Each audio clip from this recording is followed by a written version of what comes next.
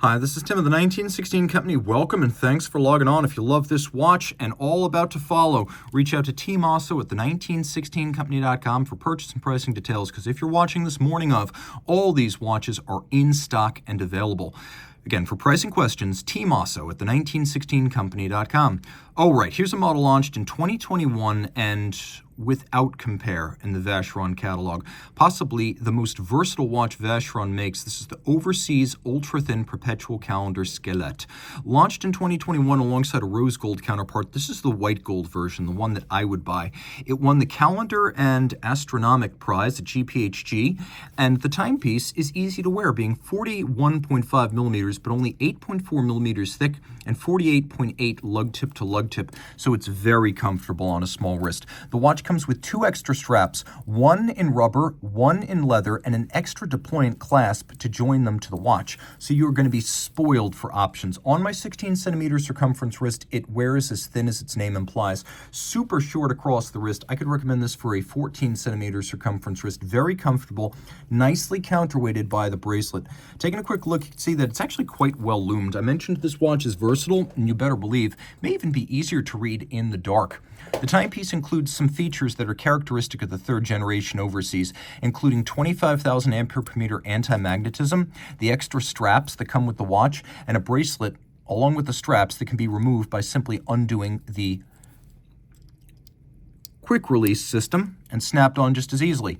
Every single link on both sides of the bracelet is removable for super fine sizing. And then you can see they even give you an intermediate size link in case you're in between sizes. Plus, there's a 1.5 millimeter sleeved micro adjustment on each side of the clasp. Wait, there's more. You can see the dial. Hands, indices, Vacheron logo, and the two moons on the moon phase, 18 karat gold, so they'll never tarnish or oxidize. Both the Perpetual calendar module, which can deal with leap years and irregular length months, and the base caliber have been micro-finished and skeletonized. You can see particularly where there are pusher adjusters for the calendars along the side of the case. You have these beautifully formed pieces of steel that are satinated on their tops and micro-beveled on their sides. So both module and base, which are only 4.05 millimeters combined, they're both hand-finished. These screw heads black polished with their slots and their circumferences chamfered. Open it up again. On the back, Vacheron caliber 1120. They call this one the QPSQ because it is Quantum Perpetuel, but also skeletonized. We'll take a better look at the movement here. JLC based, the 920 Bausch, which came out in 1967 for the use of, and exclusively for the use of, the Holy Trinity, AP, Patek, and Vacheron. Automatic winding, 40-hour power reserve, 19,800 vibrations per hour, and free sprung with a gyromax balance, but what really sets it apart, Geneva hallmark movement, Geneva hallmark case, a standard for the full watch. You could see all of these interior hollows on the skeletonized bridges have been micro-beveled. We have satin and sunburst solarization on all of the wheels. Screw heads also polished back here. And you can see that the rotor has been skeletonized and internally beveled with the Maltese cross logo. A beautiful movement with 4 ruby roller jewels that support the rotor, keeping it almost flush to the bridges, but preventing it from ever contacting the base plate or the bridges. And yes, Geneva hallmark finish, but with a nickel anthracite coating that gives it that lovely hue between gray and black. And you can see how easy it is for me to reassemble this bracelet. And look at the intricacy of the finishing on this bracelet. Those little crevices, all polished. You can only really see them as you roll through the light. An incredible watch. If you want a Holy Trinity timepiece with more all-around sports capability, however, you're probably going to shoot for this Aquanaut. Now, the Vacheron's 50 meters, but this is 120 with a screw-down crown, so I'll swear by the swimmability of this. This is a model that came out in 1998, one of the original Aquanaut models. It's a 5065 1A, so full bracelets, bigger than the original Aquanaut, but not as big as a 5167. It's 38.8 in diameter and 45 lug-to-lug and 8.3 thick. The dial is extraordinarily luminescent. You'll have no trouble reading this in the dark. On the back, we have caliber 315, which is a nicely decorated Patek Philippe automatic manufacture movement. Its standout features are the Geneva hallmark, a free-sprung gyromax style balance, handsome overall finish, 5-position adjustment, and a 45-hour reserve with a quick set date. You can see that on the dial, the hands as well as the numerals. Different finish, but both in white gold with the geosphere cut that's become a signature of the Aquanaut. And while the 5167 1A features a bracelet that seems a little bit less fine than what you'll get on a Nautilus. This bracelet from 2003 seems like it's fit for a flagship. It's extraordinarily finished. It's sculpted. It's got satin. It's got polish. And back then, Patek bracelets feature screw-fixed removable links, plus a clasp mechanism I've never seen on any other Patek watch. You can see it's a double fold, but then it has this lovely polished, oversized clamshell lock to keep it secured. A really cool piece, and one that either a man or a woman can wear because of its size. Even when you add the solid end links to the bracelet, it's only 46.5 millimeters across the wrist, and I'll show you on my wrist that it really is a nice fit. Super comfortable, and then super thin as well. So this is your dress watch, this is your sports watch, and on this bracelet, it's unlike any other Patek integrated bracelet watch. There's no modern Nautilus or Aquanaut with a bracelet like that. That's a very special watch. That said, there is something to recommend, a watch that's built like a fist. And this Sinn EZM2B certainly is.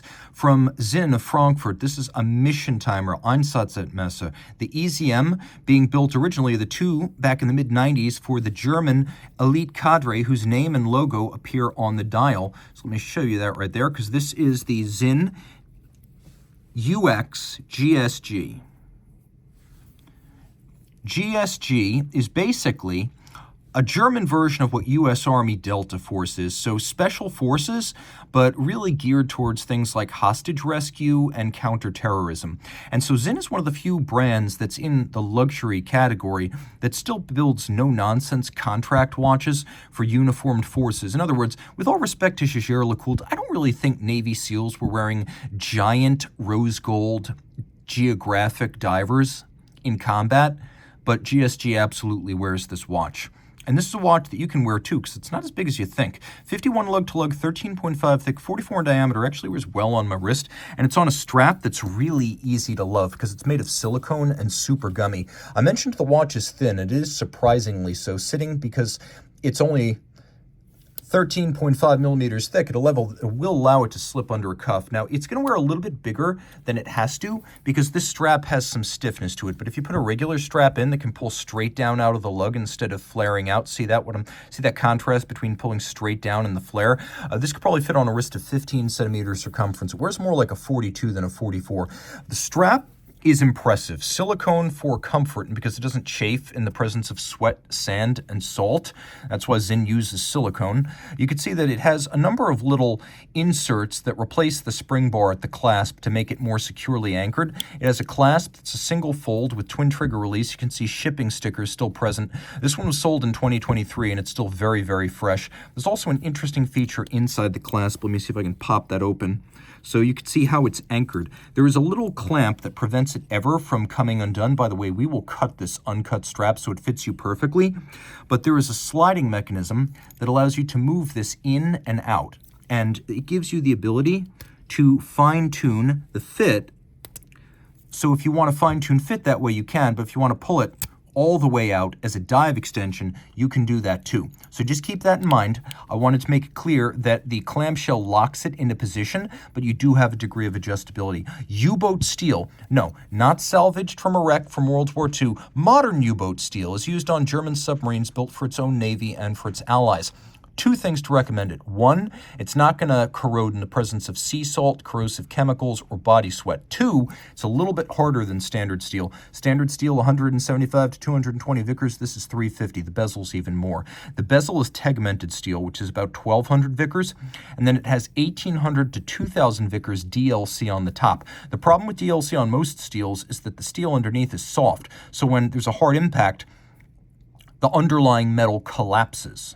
And so you wind up with a fracture of the DLC. But because the tegment will not collapse, the steel underneath this DLC will support the hard layer on the outside, preventing it from denting, fracturing, or collapsing. The bezel also is a super chunky 60-click unidirectional. A lot of EZM bezels are bidirectional, and a lot of them are count-down timers. Take note, this is a classic dive bezel, so unidirectional and a count-up timer.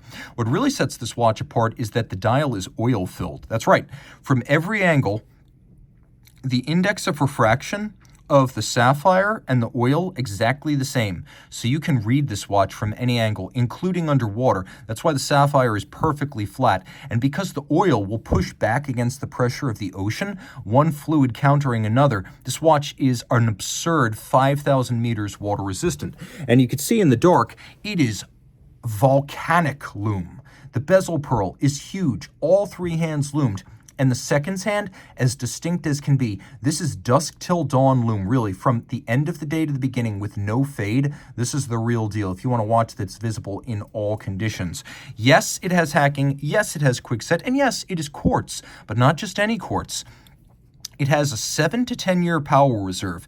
It's super quartz, thermocompensated, accurate to 10 seconds a year. And as I mentioned, quick set and hacking so you can set it precisely. So this watch offers you all of that, plus a crown that's in a position that allows it to stay out of the way regardless of whether you're a lefty or a righty, though that's not really why it's there. If you're going to find yourself in a tactical orientation where your left hand is supporting the bottom of a rifle, stock of a rifle, or maybe a flashlight, you don't want that crown guard and that crown to be digging your wrist. So during this kind of pronation, this is going to avoid digging the wrist regardless of which hand you use, but that's why that's there. It's not there because they want to advertise it to lefties as well as righties. This is a watch that is so packed with features and so premium that you could add it to your collection as a piece of your collection, whereas when you go out and you get a beater like a Timex Ironman or an Apple Watch or a G-Shock, you don't really view it as part of your watch collection. This is something that can tide you over while you're still saving for your main goal without setting you back too far. And it can be your daily driver and your beater when you need it. Or if you just love tool watches, this could be the ultimate tool watch in your collection.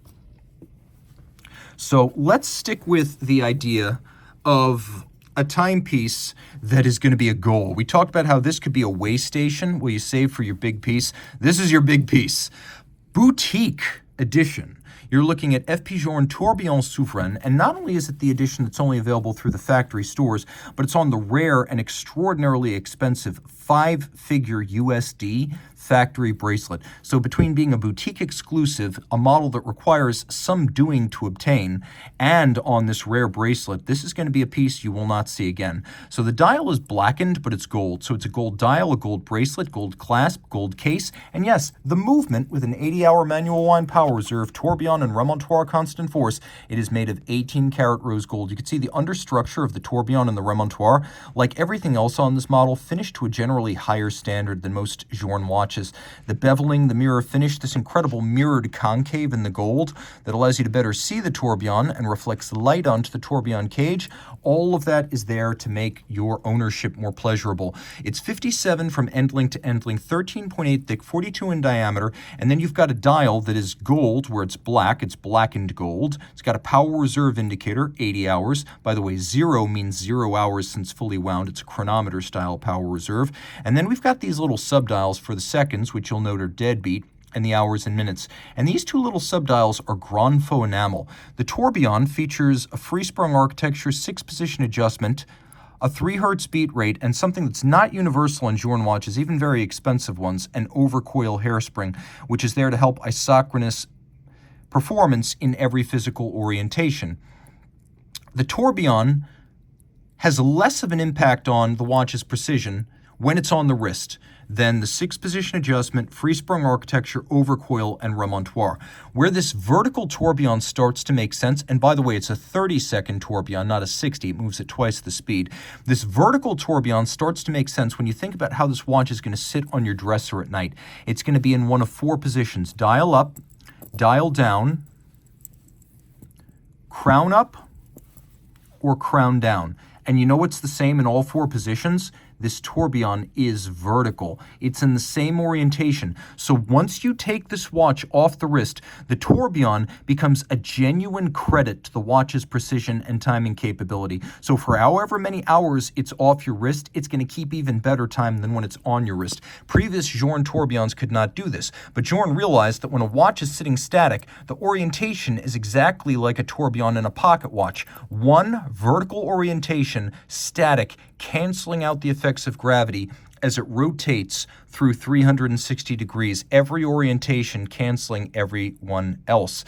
A really special piece. And again, if you love fine finish and you're skeptical of Journe on that basis, I've called that out in the past. This is a rare Journe that has finish to match any Holy Trinity or Longa watch, and it's because it is a very prominent flagship model.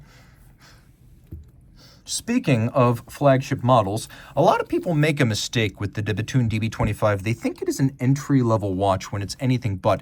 It is a more classical and conservative model for the person who cannot get on board with a dream watch, a DB27, or a DB28 with their future forward styling. What you get on the back of a DB25 is all of the tech, the spec, the patents, the innovation that make Bethune special. What you get on the dial side is a conventional solid dial, breguet hands, a round case, and fixed lugs. That's why the DB25 Midnight Blue seen right here is so sought. This is a highly pursued and sought model that only comes up infrequently because in 2014 when it was launched, only 27 were made thereafter. The dial features a black polished, mirror finished and fired grade 5 titanium center with a Grand Faux enamel track outboard. So all of this is artisanal, dial, case, and movement made by Bethune in-house. Only 10.3 millimeters thick and 44 in diameter. It's a broad, flat watch with a handsome aspect ratio. On my 16 centimeter circumference wrist, it fits. I'd say if your wrist is my size or larger, game on. If your wrist is smaller than mine, then go with the 42 millimeter DB25. Emphasizing why I say this is not an entry-level model. It's not priced like one. If you want the entry-level Bethune, that's the DB27. People mistake it for a more upscale Bethune because it kind of looks like the DB28. But the DB25 has tech and spec the 27 does not. On the back, twin barrels, manufacturer, protected by 6 patents. The 2024 caliber, 6 days of power reserve, 4 hertz beat rate. You have a shock-protected rotor at center. That's what these little cantilever springs and anti-friction jewels are. You have the 2 barrels, self-adjusting, shock protection, patented. Twin self-adjusting barrels, lined with sapphire for lower friction, patented. 1, 2, 3 shock protection springs on the balance, patented. The unique dog-leg kink of this hairspring, patented.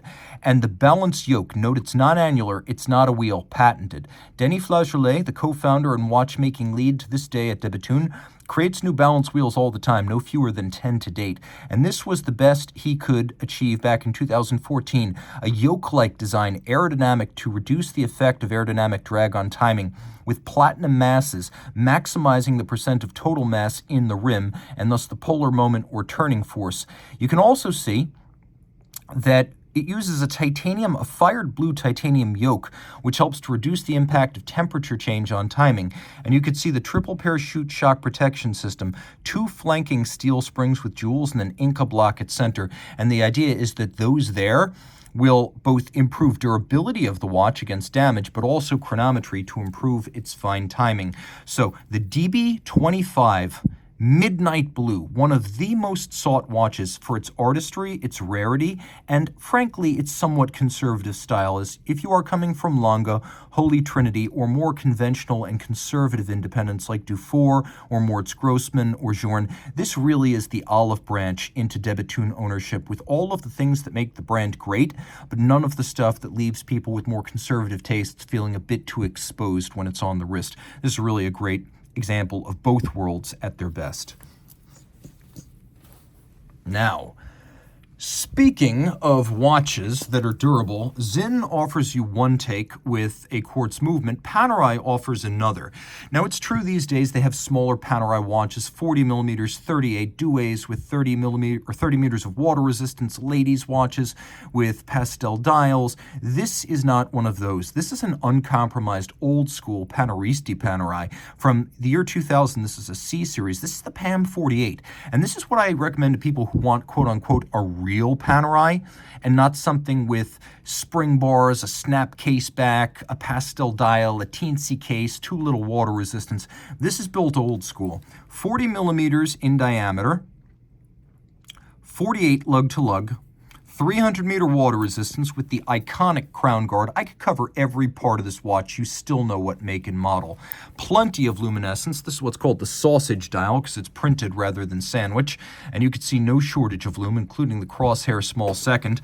We have here a screwed down case back that makes this watch 300 meters water resistant. And then you can see that the strap is held in place using screws and bars, just as Alessandro Betterini intended.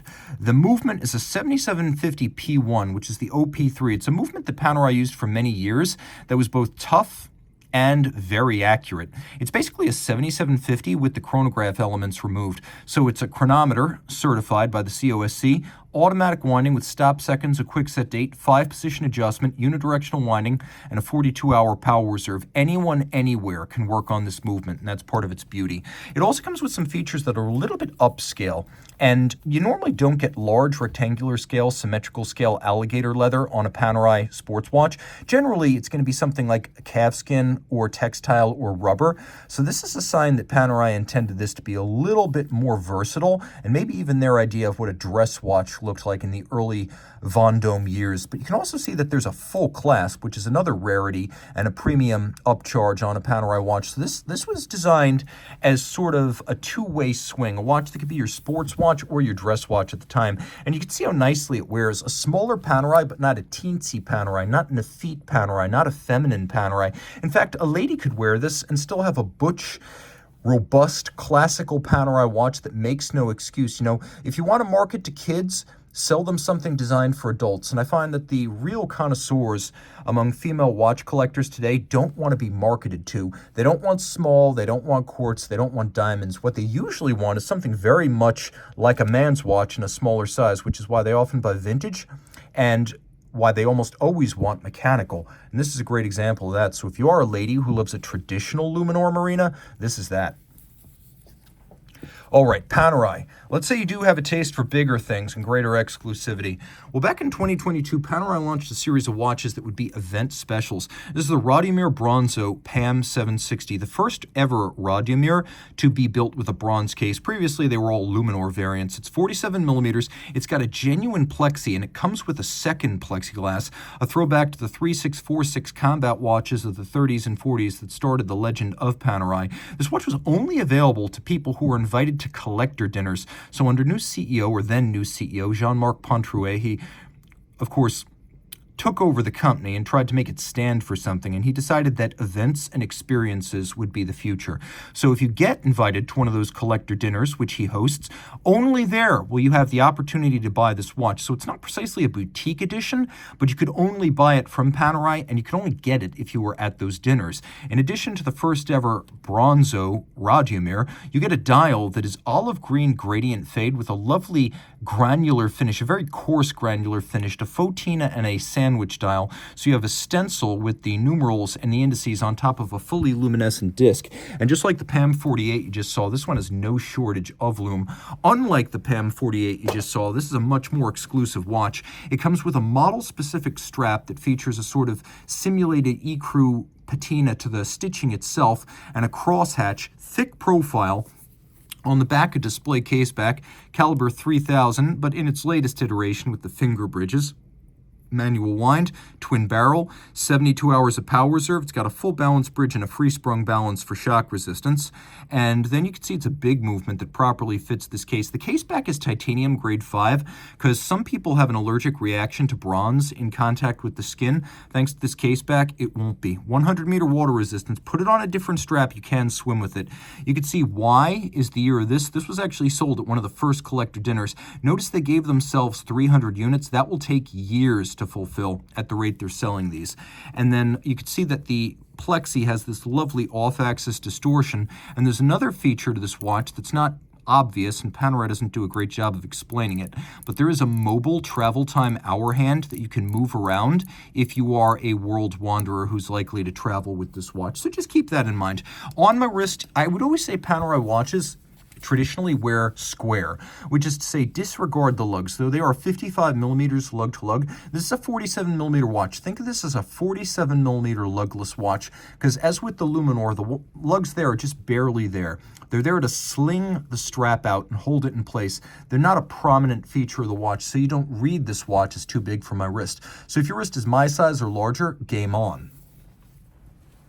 Finally, if you want something really special, a 10-piece edition, not just exclusively for the U.S. market, but sold only at the 2017 Patek Philippe Grand Exhibition in New York City. Inside of Cipriani, Patek Philippe built a 3-story building with 10 exhibition rooms. Every current catalog watch, 1/4 of the museum collection, and rare craft arts were on display. And in the craft arts room, you could buy this, the Marquetry dial 5089G-66. All of the Marquetry watches feature over 200 pieces of wood with 20 individual varieties of wood cut out and replaced together jigsaw style to create the image of Americana, and each one had a different scene. This one is the Colorado River and the Grand Canyon. That's right, every single detail on this dial, with the exception of the marquee, is made of wood, cut and placed with tolerances so tight you cannot even see the seams between them. 10 of these were made, but because it's a craft art by hand, no two are exactly alike. This was in the room with enameling, engraving, gem setting, micro painting. This is a craft art of the highest level, métier rare. This is a watch that only the most elite Patek collectors were even approved to buy, provided they had the money on the spot. And it is extraordinarily easy to wear in white gold, 38.5 millimeters, 9.1 millimeters thick, and 46 millimeters lug to lug. So this is for him, but it's also for her. And although it has a solid caseback, it borrows the hidden Hunter caseback hinge from the 5227, so you also get to see the caliber 240 micro rotor, automatic 48-hour power reserve, 6-position adjustment, anti-magnetic silicone hairspring, micro rotor, keeping the watch thin, keeping the caseback view open because there's no winding bridge, there's no center rotor, and a Gyromax-style free-sprung balance with a mirrored and fully customizable caseback. If you want to engrave it or add a dedication, that would be the place. That has not happened. This watch, with only 2 hands, is the most extraordinary you will see on the program today. Reach out to Team Mosso at the 1916company.com for purchase, pricing, and availability details.